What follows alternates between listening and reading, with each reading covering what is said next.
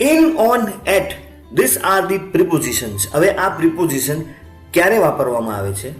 In a season પહેલા use કરવામાં આવે છે, મંથ પહેલા યુઝ કરવામાં આવે છે અને યર પહેલા યુઝ કરવામાં આવે છે. નાઉ ઓન એ કોઈ પણ ડેઝની પહેલા યુઝ કરવામાં આવે છે. એટ છે એ સમય પહેલા યુઝ કરવામાં આવે છે.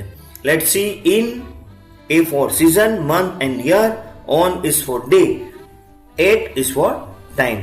So now હવે છે Monday, summer, 7 o'clock, December 2024 અને Jan 31st 2024.